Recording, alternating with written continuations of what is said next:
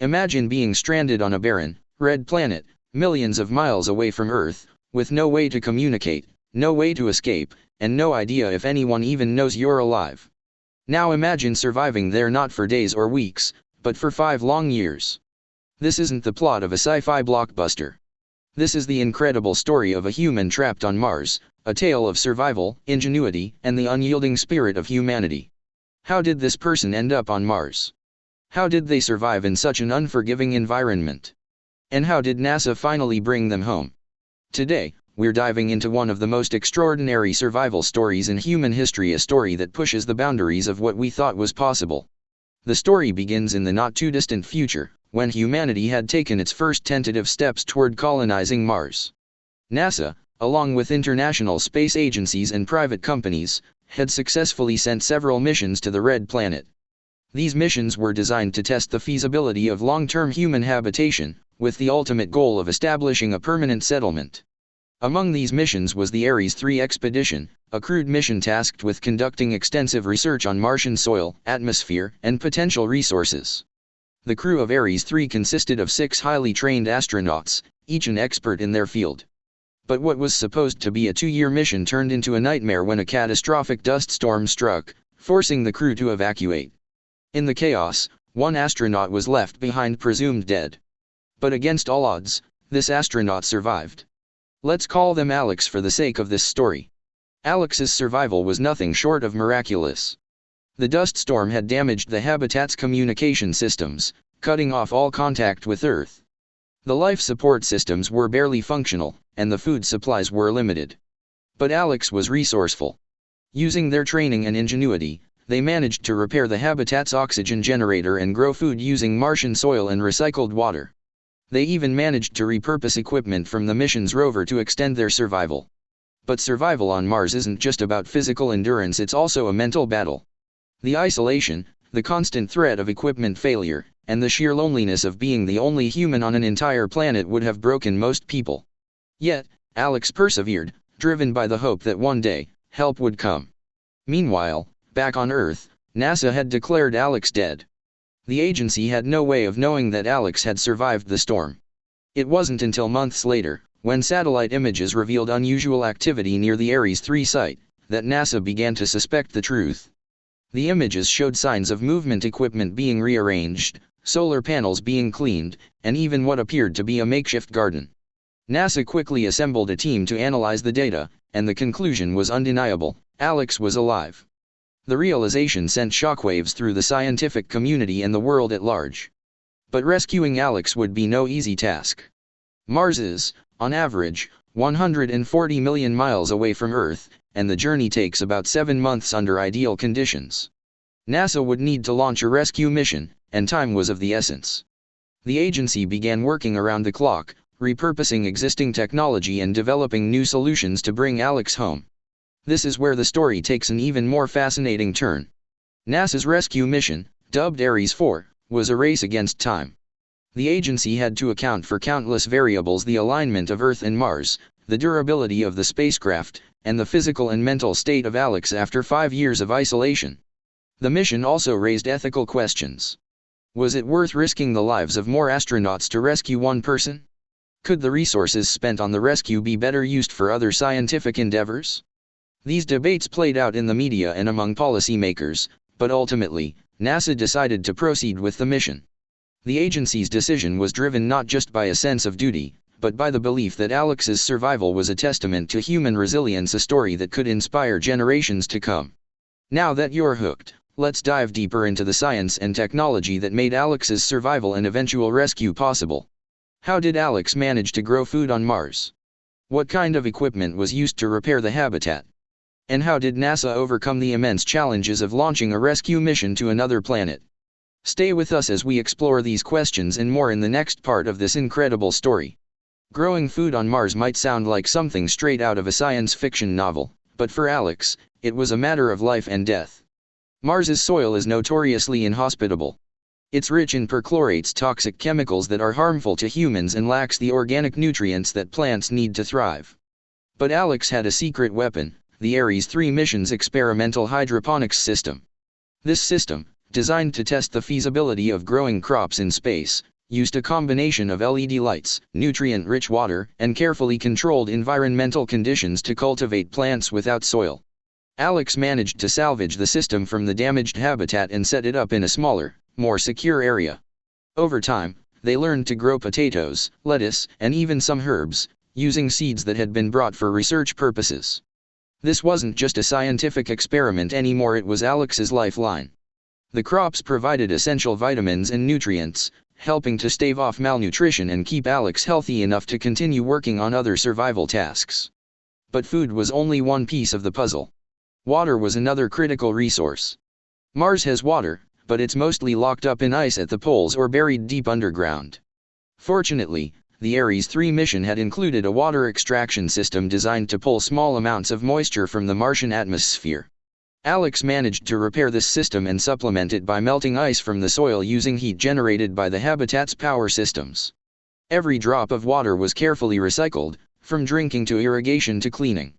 Alex even devised a way to filter and reuse urine, a technique that had been tested on the International Space Station but never on Mars. This relentless focus on resource management was key to Alex's survival, and it showcased the incredible potential of human ingenuity in the face of extreme challenges. Meanwhile, back on Earth, NASA was working on a rescue plan that would push the boundaries of space exploration. The Ares 4 mission had to be designed from scratch, incorporating lessons learned from previous missions while also addressing new challenges. One of the biggest hurdles was the timing. Mars and Earth are only close enough for a feasible mission every 26 months, a period known as the launch window. NASA had to work quickly to prepare the spacecraft, train the crew, and ensure that all systems were ready for the journey. The agency also had to account for the fact that Alex had been living in reduced gravity for 5 years, which would have taken a toll on their muscles and bones.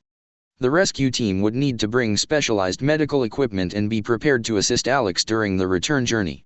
The spacecraft itself was a marvel of engineering. It was equipped with advanced life support systems, radiation shielding, and a larger-than-usual cargo capacity to accommodate the supplies needed for the rescue. NASA also incorporated new technologies, such as 3D printers that could manufacture spare parts on the fly and AI systems to assist with navigation and diagnostics.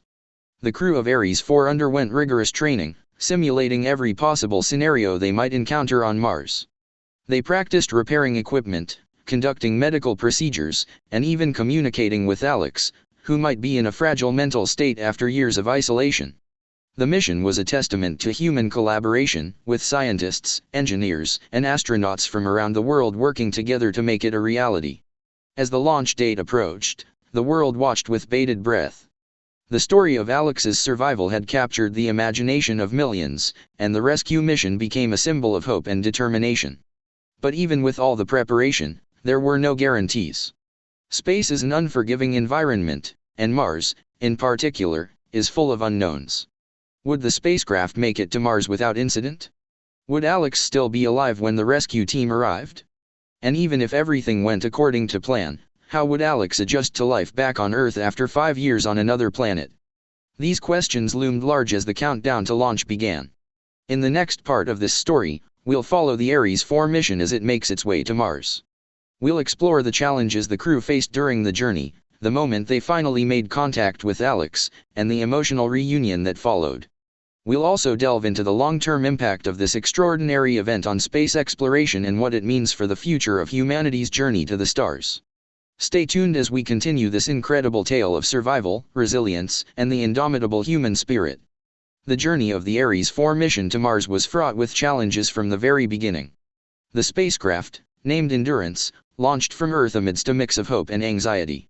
The 7-month journey would test not only the limits of human endurance but also the resilience of the technology designed to carry the crew safely to the Red Planet.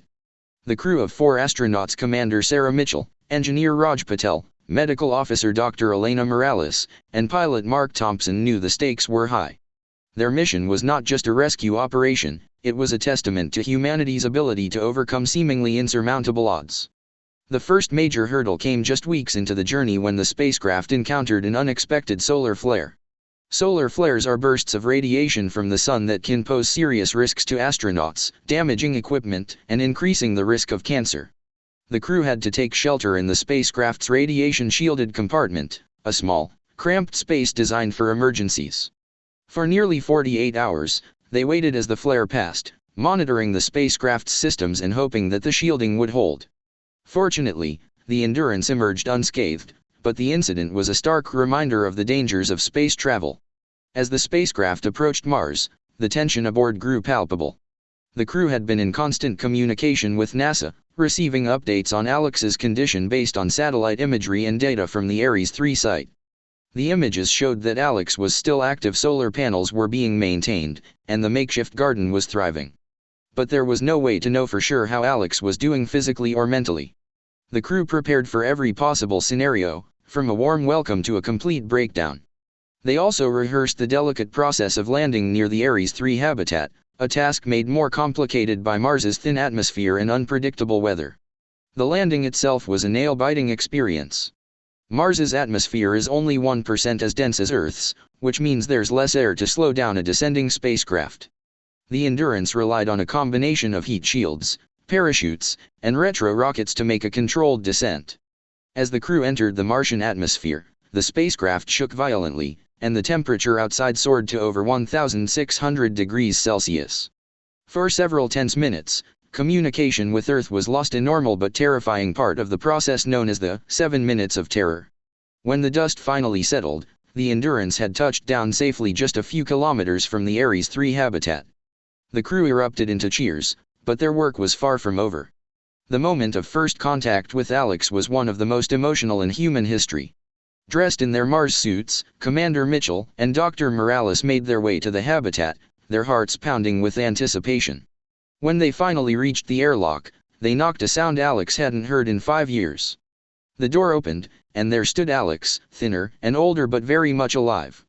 The reunion was filled with tears, laughter, and disbelief. For Alex, it was the end of an unimaginable ordeal. For the crew, it was the culmination of years of preparation and the beginning of a new challenge, bringing Alex home. The next few days were a whirlwind of activity. Dr. Morales conducted a thorough medical evaluation, confirming that Alex was in surprisingly good health despite the years of isolation and limited resources. The crew worked to dismantle the habitat and transfer essential equipment to the Endurance. They also collected samples of Alex's crops and experiments, valuable data that could inform future missions. But the most difficult part was yet to come, the journey back to Earth. Alex had spent 5 years in Mars's gravity, which is only 38% as strong as Earth's. This meant their muscles and bones had weakened significantly, a condition similar to what long-term astronauts experience on the International Space Station. To prepare for the return journey, Alex underwent a rigorous exercise regimen aboard the Endurance, using resistance equipment to rebuild strength. The crew also had to monitor Alex's mental health, as reintegrating into a social environment after years of solitude could be overwhelming. Despite these challenges, Alex remained determined, driven by the thought of finally returning home. As the Endurance began its journey back to Earth, the world celebrated. Alex's story had become a global phenomenon, inspiring millions with its message of resilience and hope. But it also raised important questions about the future of space exploration. What lessons could be learned from this mission? How could we better prepare for the psychological and physical challenges of long-term space travel? And what did Alex's survival mean for the possibility of colonizing Mars? In the final part of this story, we'll explore the Endurance's journey back to Earth, the challenges of re-entry, and the long-term impact of this extraordinary mission. We'll also reflect on what Alex's experience teaches us about the human spirit and our place in the universe. Stay tuned as we bring this incredible tale to its conclusion. The journey back to Earth was no less perilous than the trip to Mars. The Endurance had to navigate the same hazards: solar radiation, equipment failures, and the psychological toll of confinement, but now with the added complexity of caring for Alex, who was still adjusting to life outside the isolation of Mars. The crew worked tirelessly to ensure Alex's comfort and safety, rotating shifts to provide companionship and medical care.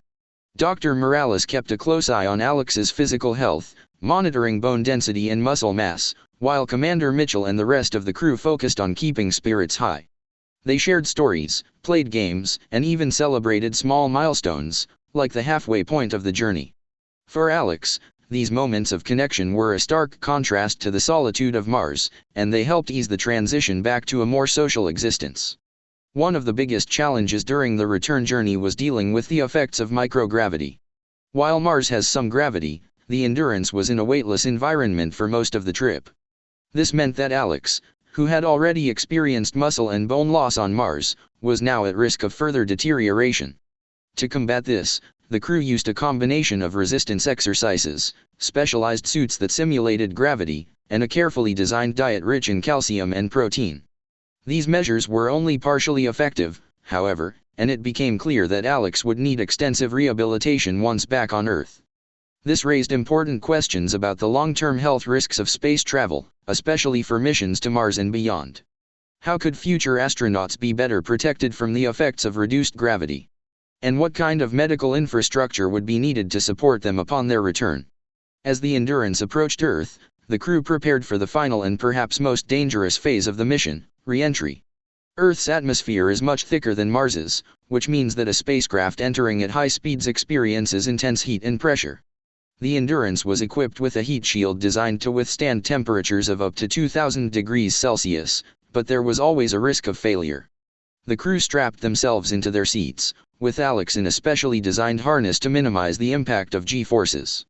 As the spacecraft hit the atmosphere, the windows glowed orange, and the cabin shook violently. For several minutes, communication with mission control was lost, just as it had been during the landing on Mars. When the parachutes finally deployed and the Endurance splashed down in the Pacific Ocean, the relief was palpable. The crew had made it home. The aftermath of the mission was a mix of celebration and reflection. Alex was rushed to a medical facility for a comprehensive evaluation and rehabilitation program. The world watched as the once stranded astronaut took their first steps on Earth in over 5 years, a moment that symbolized not just personal triumph but the resilience of the human spirit. The crew of the Endurance was hailed as heroes, and their mission was celebrated as a milestone in space exploration. But the story didn't end there. The data collected during the mission, from Alex's survival techniques to the challenges of the rescue operation, provided invaluable insights for future missions. Scientists and engineers began working on new technologies to address the issues highlighted by the mission, from improved radiation shielding to more effective gravity simulating suits. The mission also sparked a renewed interest in Mars exploration. If one person could survive on Mars for 5 years, what could a team of astronauts achieve? Plans for a permanent Martian colony, once considered a distant dream, suddenly seemed within reach. Governments and private companies around the world began investing in new missions, with the goal of establishing a sustainable human presence on the Red Planet. But the mission also raised ethical questions. Was it worth the risk and expense to send humans to Mars? How could we ensure the safety and well-being of future astronauts? And what responsibilities did we have to protect Mars's environment from contamination? Alex's story became a symbol of hope and determination, inspiring countless people to pursue careers in science, engineering, and space exploration. It also served as a reminder of the fragility of life and the importance of collaboration in the face of adversity. The mission showed that even in the harshest conditions, humans could find ways to survive and thrive. But it also highlighted the need for careful planning and preparation, as well as the courage to take risks in the pursuit of knowledge and discovery. As we look to the future, the lessons learned from this extraordinary mission will continue to shape our approach to space exploration. They remind us that the journey to the stars is not just about technology and science, it's about the human spirit, our capacity for innovation, and our unyielding desire to explore the unknown. So, as we celebrate this incredible achievement, let's also ask ourselves, what's next? What new frontiers will we conquer, and what stories of survival and resilience will inspire the next generation? The answers to these questions lie not just in the stars, but within us. This concludes our story of the human trapped on Mars and their incredible rescue. Thank you for joining us on this journey, and don't forget to like, share, and subscribe for more stories of exploration and discovery. Until next time, keep looking up.